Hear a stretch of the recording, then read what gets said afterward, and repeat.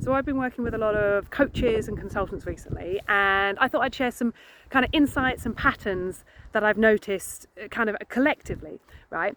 And coaches and consultants, I think, have a fundamental challenge when it comes to making videos because of the style of how they typically interact and communicate in their work versus the default thinking of how we have to make videos, okay? Coaches typically, a good coach, a good consultant will ask lots of questions, right? It's about really understanding the client, and it's about creating that space for them to sometimes come up with their own solutions, right? That is right for them.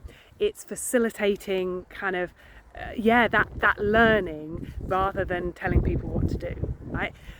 By contrast, a lot of the default of how we think we have to make videos is telling people what to do, okay? How many of you kind of out there will default to, oh, okay, I want to make videos, I have to do top tips, right? Or I have to tell people advice, I have to give people advice, which is very teachery, right? And there's nothing wrong with that by any means, but this is where, and the reason I see, and the pattern I keep seeing so often, why coaches struggle is because when they get results and they're great at asking questions. And video is about telling people what to do because you haven't got that person on the other side to be able to actually answer your questions, right? And as a result, this brings up like a ton of different things like imposter syndrome, right? Because you're like, oh, I'm not the expert at this. And it's like, you're the expert at your job and you're an expert. You're so good at, facilitating and coaching, but it feels inauthentic and inaligned because you're not the expert at teaching, right? So it's imposter syndrome. Then it's like, there's that concern often of how we look on camera. And that's often because who we see on camera, who we're trying to be, again, if we're trying to be the teacher, because that's the default, it doesn't look like us, so we don't like what we see because it's us being something we're not, right? So as a result of those two things, you get a lot of procrastination because, the procrastination is not you being lazy, it's your body going, oh, this isn't quite right, this isn't me, this isn't aligned, so you procrastinate, right? There's a lack of motivation because, you don't, when you're in a session with clients, be it a group or one-to-one, there's a connection, right? There's a feeling that you get from being in the room and in person. And when you make videos, A, there's none of that when you're actually filming it, and B, sometimes the video is taking the place of you having that one-to-one interaction.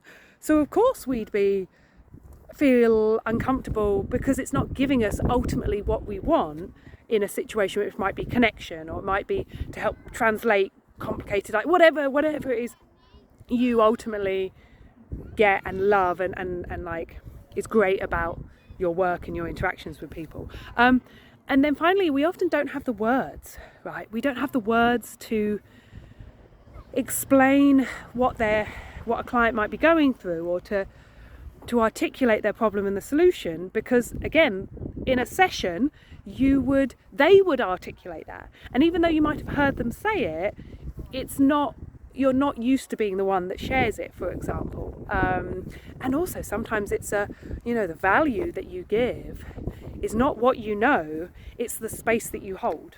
And how on earth do you describe that, right?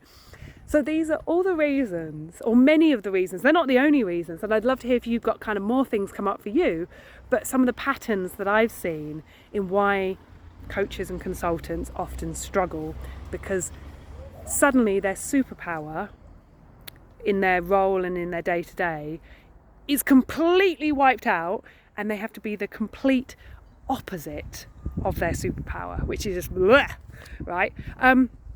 So what is it that you can do instead?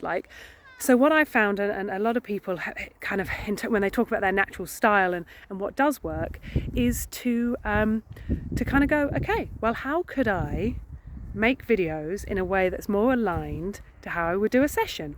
So maybe if, you know, you love asking your clients questions, or you're facilitating, you'll go around and you ask people questions. Okay, you obviously, no one's going to answer you immediately in the video, but it could be that you get that same energy by you're saying, right, we're going to be talking about this, and you know, I'd invite you to consider this question, right? You ask the audience, consider this question, and then maybe you give an example and you say, for me personally, when I ask myself that question, this is what comes up. Or, you know, you fictionalize kind of previous client things of like, oh, typically I see this from clients, or I had an example where this happened and this came up for them. So you give them examples of other people going, but you still ask that question, right?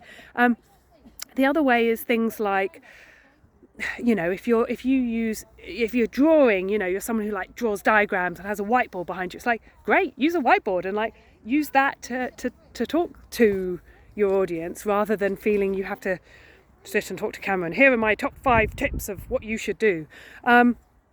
It doesn't work. So, and I can't give you the exact answer of how to do it, because this is the whole point. This would be me saying, this is how you do it, which I don't like because I'm a coach and consultant, right? So I totally get it.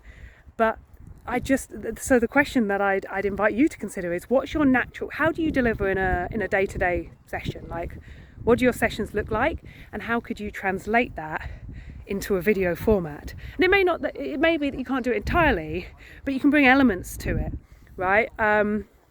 So give it a go, give it a play, come up with a load of different ideas, and it's all about testing. Give it a try, give it a go, and you may try something and it's like, no, that's not it. But it will tell you, it will start to point you in that right direction. And if you need any help, then I'm always here. Love to hear your thoughts. Has this helped? What's come up? What are the other interferences? I guess that's it. Like, okay, it might have cleared one layer of interference, and then we've got others down, and it's a constant. This is life, right? Constantly working through ongoing challenges. But that's the fun. Okay, right, I'm done. Have a good one. See ya.